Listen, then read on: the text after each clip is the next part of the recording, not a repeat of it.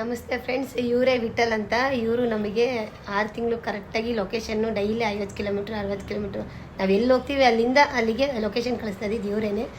ನಮಗೆ ಆ 4 ರೋಡ್ ಬಂದಾಗ ಲೊಕೇಶನ್ ತೋರಿಸ್ತಾ ಇರಲಿಲ್ಲ. ಆವಾಗ ಇವ್ರಿಗೆ ಯಾವಾಗ ಬೇಕಾದ್ರೆ ಅವಾಗ ಮಧ್ಯರಾತ್ರಿ 12 ಗಂಟೆಗೂ ಫೋನ್ ಮಾಡ್ತಿದ್ವಿ, ಮಧ್ಯಾಹ್ನ 12 ಗಂಟೆಗೂ ಫೋನ್ ಮಾಡ್ತಿದ್ವಿ.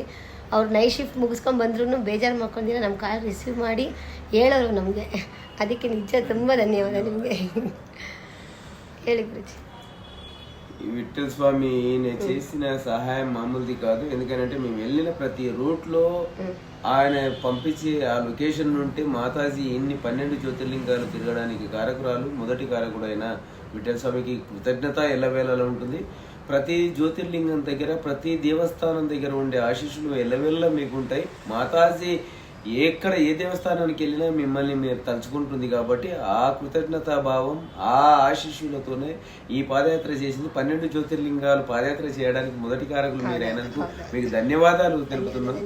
ಇವರಿಂದನೇ ನಾವು ಮಾಡ್ತಾ ಇದ್ದೀವಿ. ಯಾಕಂದರೆ ರೂಟ್ ನಿಜವಾಗ್ಲೂ ಗೊತ್ತಿರಲಿಲ್ಲ ನಮಗೆ.